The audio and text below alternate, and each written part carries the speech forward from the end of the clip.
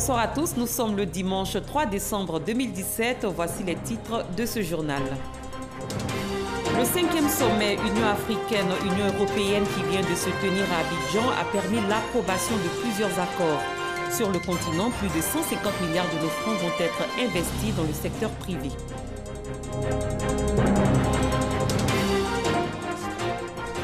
La 19e conférence internationale sur le sida et les IST en Afrique, c'est du 4 au 9 décembre prochain à Abidjan. À la veille d'Ikaza 2017, le ministre de la Santé et de l'Hygiène publique revient sur les enjeux de ce rendez-vous.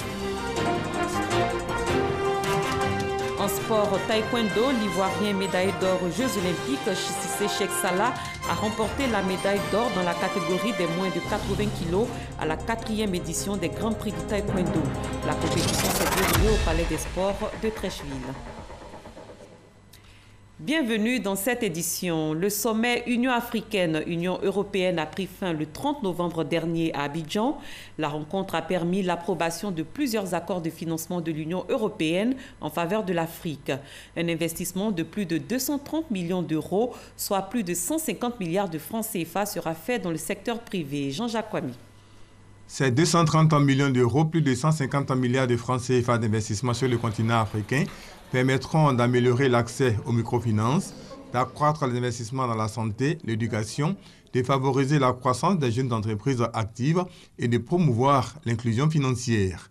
La Banque de l'Union européenne a signé son premier accord avec la Banque africaine d'impôt-export Aflexibank, un accord portant sur l'octroi d'une ligne de financement de 100 millions d'euros sur 7 ans, soit plus de 65 milliards de francs CFA pour faciliter les investissements et projets liés au commerce dans les 40 pays africains couverts par Aflexibank. La Banque européenne d'investissement BEI a également signé à Abidjan un nouvel engagement de 10 millions d'euros, soit 6,5 milliards de francs CFA dans Partech Africa, une nouvelle initiative visant à soutenir les jeunes entreprises innovantes axées sur les technologies, surtout le continent africain. Autre accord signé à la faveur du sommet UA-UE, le financement de 35 millions d'euros, environ 23 milliards de francs CFA à la Côte d'Ivoire, en vue d'appuyer la modernisation des réseaux de distribution d'eau du pays. Cet engagement, pris par la BEI, vise à fournir de l'eau potable à environ 700 000 personnes en Côte d'Ivoire.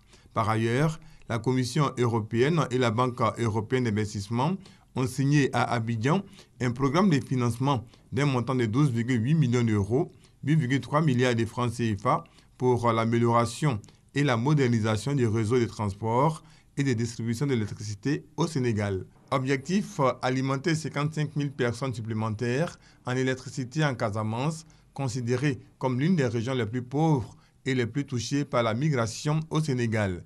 La BEI a octroyé à Abidjan ses premiers prêts au titre du mécanisme de microfinance pour l'Afrique de l'Ouest avec 8 millions d'euros en faveur de 2 institutions de microcrédit au Sénégal et au Mali. La partie nord du continent africain n'a pas été oubliée à la faveur du 5e sommet des chefs d'État de l'Union africaine et de l'Union européenne. La BEI s'est engagée à investir jusqu'à 15 millions d'euros au profit des PME en Tunisie, au Maroc, en Algérie et en Égypte. Par ailleurs, la BEI appuiera le capital d'investissement en Éthiopie à travers un nouveau fonds de 100 millions d'euros, plus de 65,5 milliards de francs CFA, destiné à accroître les financements en faveur des entreprises implantées dans le pays et actives dans l'industrie manufacturière, les biens de consommation, l'agriculture et l'agroalimentaire, ainsi qu'à améliorer les perspectives d'emploi des personnes déplacées. Rappelons que l'Union européenne et ses États membres représentent 33% de tous les investissements étrangers réalisés à travers l'Afrique. Cette union participe à hauteur de 50% à l'aide publique au développement versée chaque année au continent africain. Parlons sport taekwondo, l'Ivoirien Cissé Cheikh Salah Junior a remporté hier la médaille d'or à la finale des Grands Prix de taekwondo dans la catégorie des moins de 80 kg hommes. La compétition s'est déroulée au Palais des Sports de Trècheville. Cette victoire permet aux médaillés d'or des Jeux Olympiques de 2016 Cissé Cheikh de se rapprocher de la qualification aux Jeux Olympiques de Tokyo en 2020. Salif Ouattara, Odalegbe.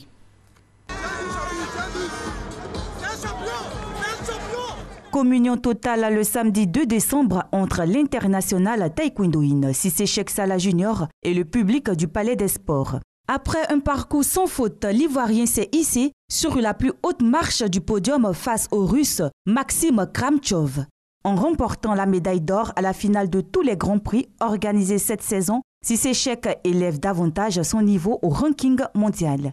Victoire difficile car, à 2 reprises, Cissé Cheikh a été mené au score avant de rebondir victorieusement à la 3e et dernière reprise. J'aimerais remercier le président de la République et la première dame qui ont, après tous ces cadeaux aux Jeux Olympiques, ils nous ont fait confiance encore en nous donnant une aide présidentielle. Et cette aide-là qui nous permet de faire tous ces résultats-là. Ce n'est pas seulement le Grand Prix final.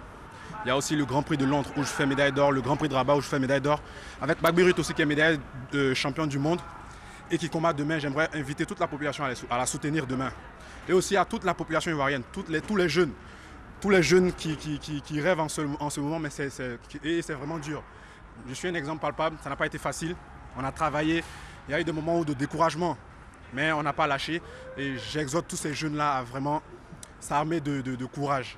Peu avant, le public du Palais des Sports de Treichville avait réservé un accueil chaleureux à tous les taekwondoïnes du monde entier venus à Abidjan pour 2 grands rendez-vous mondiaux. La finale des Grands Prix et la Coupe du Monde par équipe. Dans son discours de bienvenue, le ministre des Sports et Loisirs, François Albert Amicha, a souhaité à tous les participants un bon séjour en terre ivoirienne.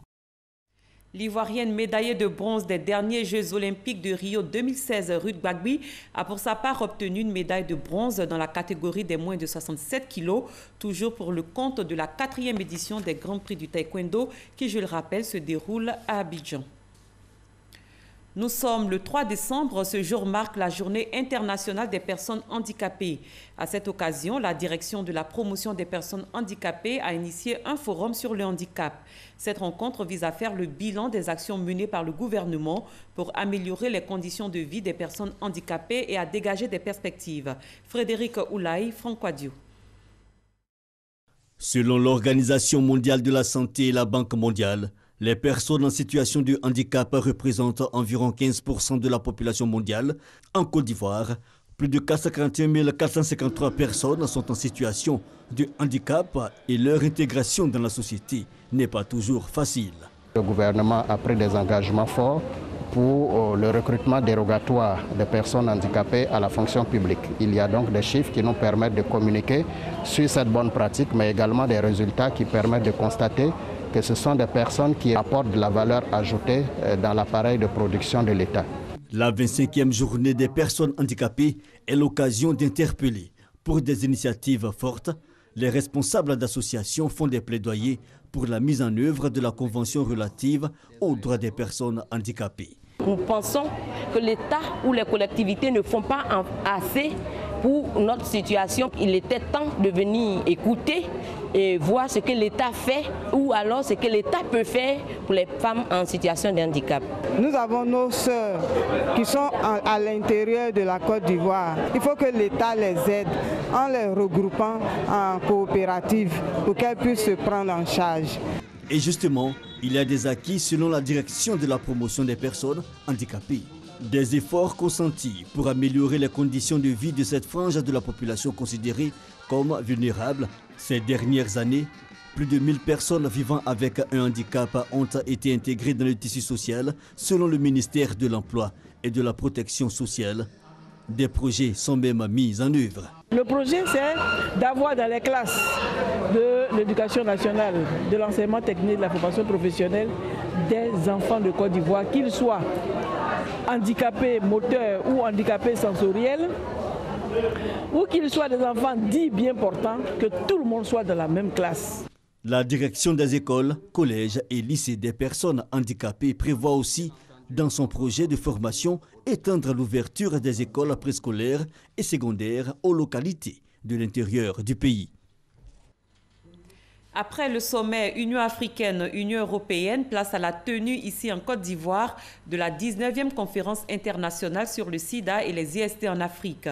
ICASA 2017 est prévu du 4 au 9 décembre. Ce rendez-vous a pour but d'intensifier les plaidoyers auprès des décideurs pour mettre fin à l'épidémie du VIH-Sida à l'horizon 2030. Avant sa tenue, le ministre de la Santé et de l'Hygiène publique, Raymond Goudou Kofi, s'est prononcé sur les enjeux de cette rencontre. Davis Oyo, Herman Givi.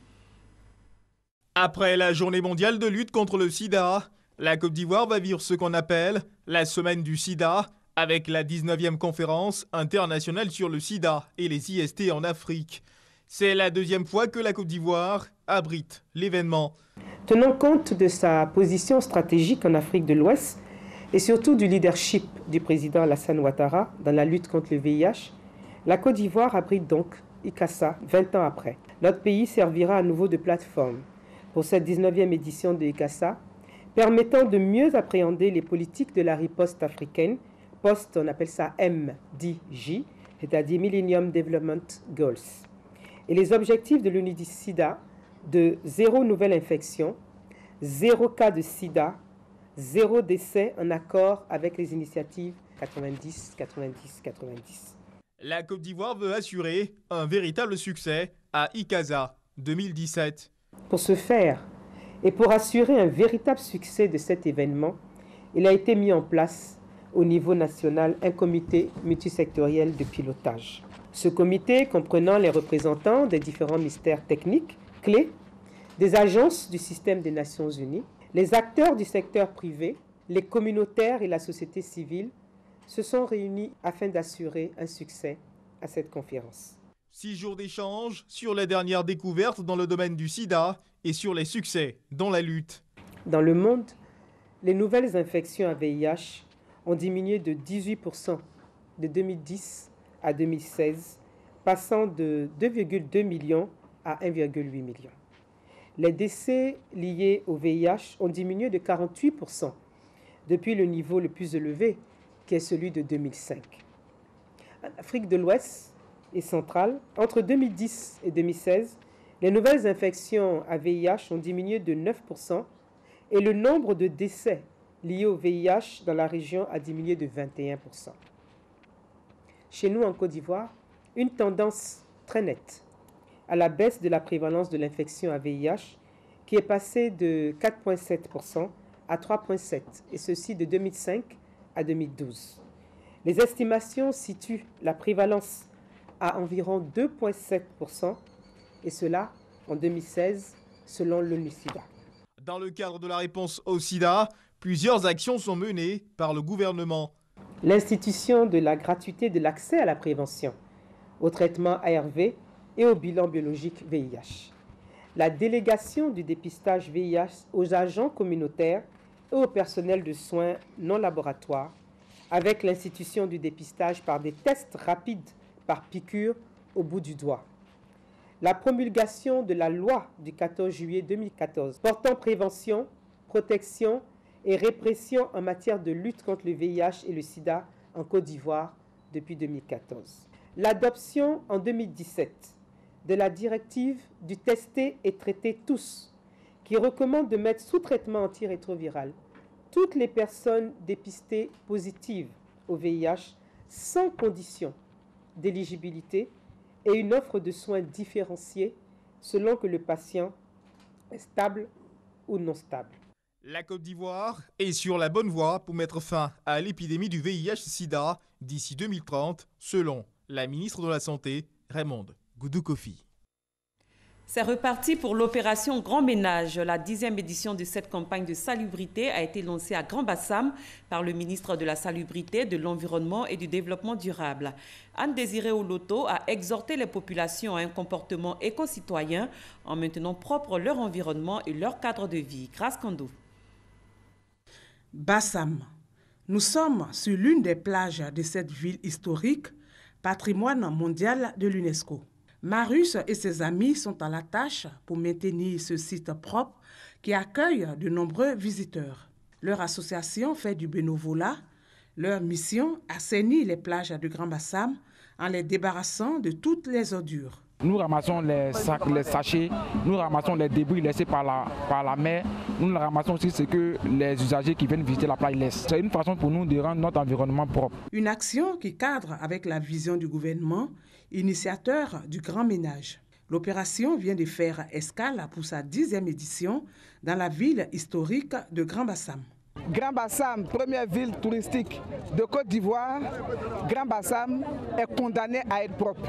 Il faut faire en sorte que Grand-Bassam ait des populations en bonne santé.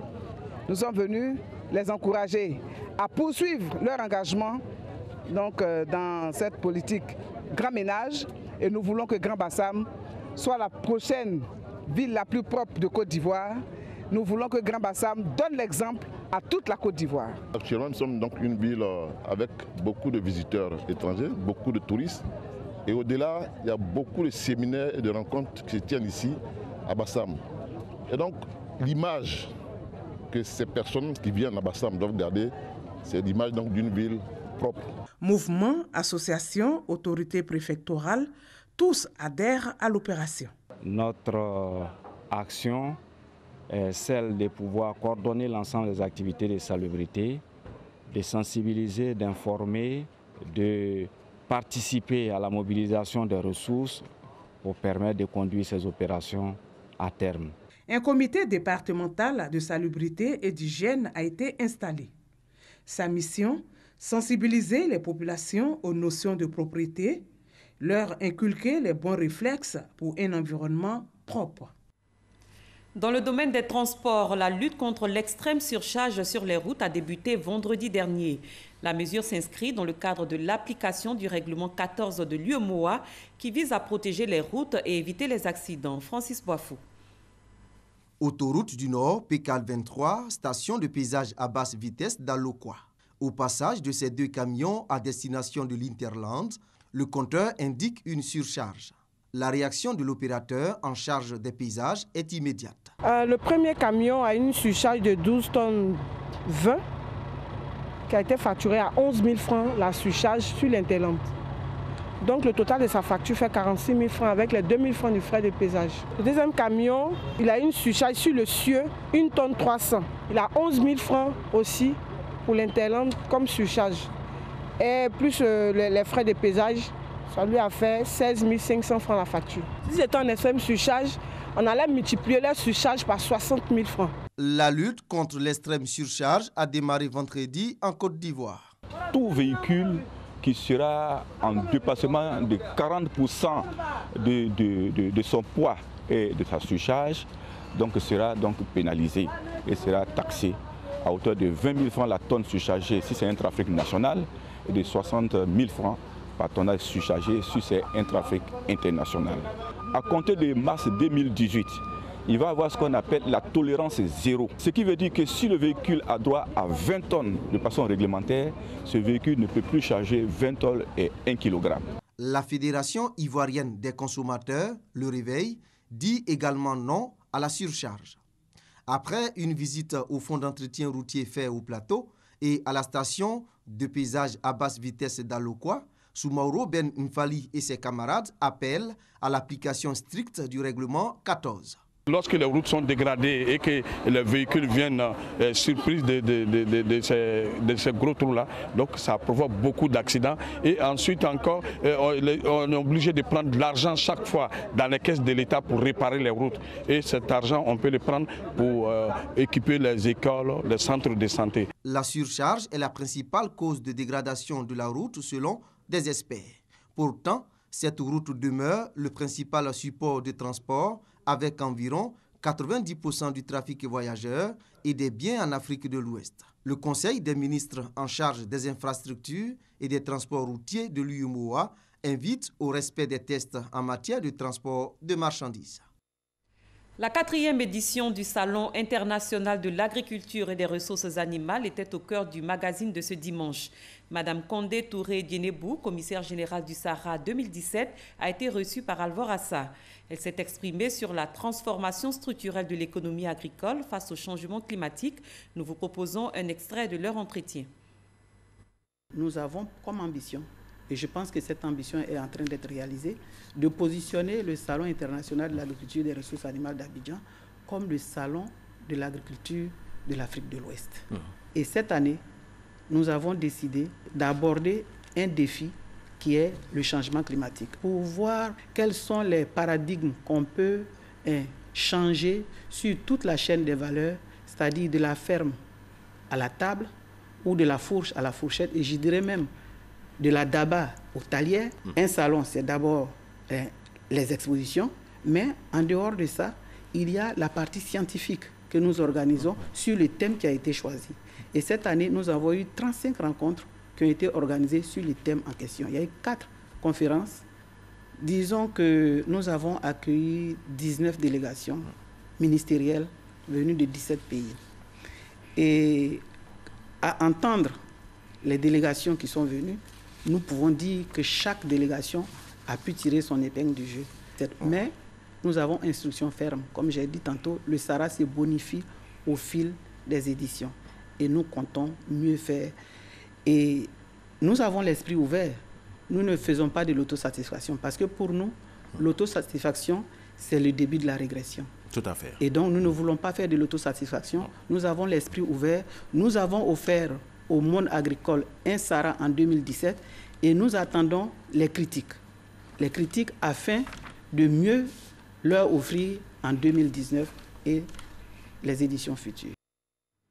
En agriculture, le Fonds interprofessionnel pour la recherche et le conseil agricole, en partenariat avec le CNRA, a initié des programmes de recherche. Des programmes pour lutter contre les maladies et insectes qui mettent à mal la production de coco. Francis Boifou. Inquiets depuis 2 ans à cause de la destruction de leurs plantations par des maladies et insectes, les producteurs de cocotiers peuvent désormais se réjouir. Des chercheurs du Centre national de recherche agronomique CNRA ont mis au point des procédés. Le but, réduire les pertes dues au jaunissement des feuilles du cocotier. On a travaillé sur la protection des cocotiers contre le ravageur pseudothérapie dévastante qui peut provoquer une perte de production jusqu'à 80%. On a testé 9 types de plantes. Sur les 9 types de plantes, on a retenu 3 plantes qui se comportent très bien et qu'on peut utiliser pour protéger les cocotiers sans utiliser de produits chimiques, sans effet secondaire et à moindre coût. On a travaillé également dans le cadre de la lutte contre la maladie qui est en train de dévaster toutes les cocotiers dans le département de Grand Laou. On a testé 56 variétés hybrides de la collection de Port-Boué et il y a 2 variétés promoteuses que les planteurs désormais pourront utiliser pour replanter toutes les cocotiers détruites sans que cette maladie puisse faire effet. Tous ces résultats de recherche ont été rendus possibles grâce à un financement du Fonds interprofessionnel pour la recherche et le conseil agricole FIRCA. Que les producteurs de cocotiers vraiment s'imprègnent de tous ces résultats et se les approprient. Aujourd'hui, on conseille aux producteurs d'éviter de transporter du matériel végétal d'un champ infesté vers un autre champ sain. Il faut également bien entretenir sa plantation pour éviter la propagation de la maladie. Si votre plantation est atteinte, il faut immédiatement couper tous les arbres atteints, les ensevelir après avoir bien brûlé. La cocotière ivoirienne couvre une superficie de plus de 50 000 hectares avec une production annuelle de 65 000 tonnes de copra, soit une production de 520 millions de noix de coco. Dans l'actualité politique, les populations du Lodjibois ont traduit le week-end dernier leur reconnaissance au président de la République, Alassane Ouattara, pour ses actions de développement. Venues de Zikisso, d'Ivo et Guitry, elles ont rendu hommage au chef de l'État et ont aussi parlé de réconciliation. Mamadou Kwasi. Venus de toutes les contrées de la région du Lodjibois, les filles et fils n'ont pas voulu se faire compter cette journée d'hommage et de reconnaissance au président de la République, Alassane Ouattara, ainsi qu'à son premier ministre, Amadou Gon Coulibaly. Reconnaissance pour les actions de développement par la construction de routes, d'infrastructures socio-éducatives et de construction de centres de santé, mais aussi pour la promotion des cadres de cette région. Ma nomination et celle de mon frère jumeau Léon Djokoui ont été perçues par nos parents comme une excellente opportunité à saisir pour témoigner à la face du monde leur adhésion à la politique audacieuse que mène le président de la République, son Excellence M. Alassane Ouattara. En cette circonstance heureuse, qu'il me soit permis de traduire devant cette auguste assemblée toute l'admiration de la région du Lodjibois au chef de l'État qui, dans ses actions pour apporter le bien-être aux Ivoiriens, ne fait exception ni de personne, ni de localité. Le ministre Sidi Touré représentant le parrain, le ministre d'État, ministre de la Défense Ahmed Bakayoko, ainsi que le ministre des Sports François Albert Amicha et le ministre des Infrastructures économiques Amédée Kouakou ont tous exhorté les fils et filles de la région à la réconciliation et à une cohésion totale, gage de stabilité et de développement d'un pays. La Côte d'Ivoire s'est rapidement remise dans le sens de la marche grâce à l'action de ce travailleur hors pair qui a une haute idée de l'intérêt général et un amour sans borne pour son pays. Je voudrais vous inviter tous à promouvoir la tolérance, le pardon mutuel, l'acceptation de nos différences pour garantir une stabilité à notre pays. Faites confiance au docteur Alassane Ouattara parce que la direction qu'il nous montre, c'est une direction qui est au-dessus de lui. Il nous faut lui faire confiance et lui dire que nous le suivons. Nous irons là où il nous mènera parce que jusqu'à aujourd'hui, tous les sillons qu'il a tracés sont de bons sillons. Notons que cette journée de reconnaissance et d'hommage du peuple d'Ida à Zikisso, président de la République Alassane Ouattara, a vu le soutien des autorités du Haut-Sassandra, du Gouaklé et du Sud-Komoué. L'Union africaine sonne la mobilisation autour de la situation des migrants détenus en Libye. Demain se tiendra à Addis Abeba une réunion sur la question des migrants en Libye avec l'ONU et l'Union européenne. Il s'agira de mettre en œuvre le plus rapidement possible un plan d'évacuation des migrants avec l'appui de l'Organisation internationale pour les migrations. L'Union africaine a dépêché sa commissaire aux affaires sociales en Libye le 27 novembre dernier pour une rencontre avec les autorités. Faisons à présent le tour de l'actualité internationale qui aura marqué la semaine. Le 7 sur 7 est proposé par Herman Guivi.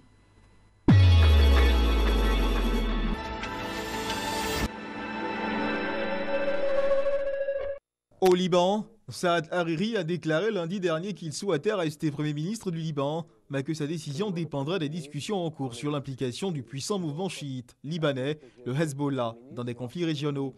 Revenant sur sa démission, Saad Hariri a assuré avoir voulu provoquer ainsi un choc auprès des Libanais et répété avoir pris cette décision de son propre chef et non sous la contrainte de Riyad. Le président français Emmanuel Macron a promis mardi dernier que tous les documents français concernant l'assassinat de l'ancien président burkinabé Thomas Sankara en 1987 seraient déclassifiés à l'issue d'un entretien avec le président burkinabé Roch-Marc Christian Kaboré à Ouagadougou. Le président français Emmanuel Macron, qui était en tournée africaine dans 3 pays, le Burkina Faso, la Côte d'Ivoire et le Ghana. Le 5e sommet Union africaine-Union européenne s'est ouvert à Abidjan. 83 chefs d'État et de gouvernement et quelques 5000 participants des 55 pays d'Afrique et de 28 pays d'Europe étaient attendus pour des discussions qui ont été dominées par les questions d'immigration et de sécurité. Alassane Ouattara a invité la jeunesse africaine à ne pas se lancer à l'aventure au péril de sa vie, puisqu'elle incarne l'avenir du continent par son dynamisme, son ingéniosité et son extraordinaire potentiel. Les États-Unis appellent tous les pays à couper leurs relations diplomatiques et commerciales avec la Corée du Nord. C'est ce qu'a déclaré l'ambassadrice américaine à l'ONU, Nikki Haley, en menaçant de détruire complètement le régime nord-coréen en cas de guerre. Le Conseil de sécurité en est à 8 trains de sanctions contre la Corée du Nord pour contraindre ce pays à suspendre ses programmes d'armement balistique et nucléaire jugés menaçants pour le monde. Le pape François a achevé sa tournée en Asie, concluant un délicat voyage apostolique de 6 jours en Birmanie puis au Bangladesh, avec en permanence l'exode des Rohingyas en toile de fond. 620 000 réfugiés Rohingyas de Birmanie ont afflué ces 3 derniers mois au Bangladesh voisin pour échapper à ce que l'ONU considère comme une épuration ethnique menée par l'armée.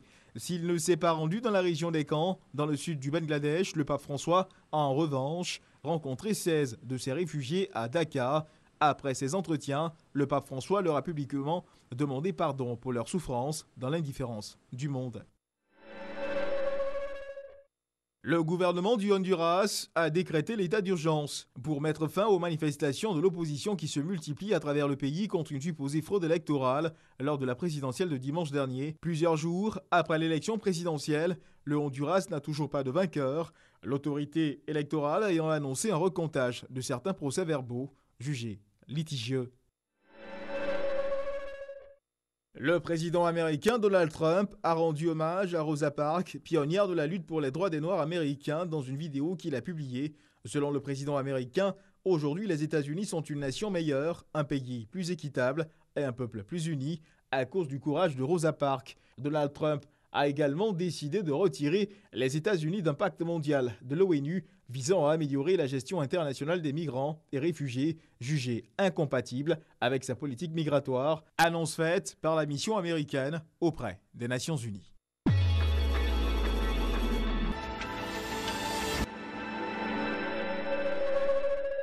C'est la fin de ce 23h. Merci de votre attention. Très bonne fin de soirée. Au revoir.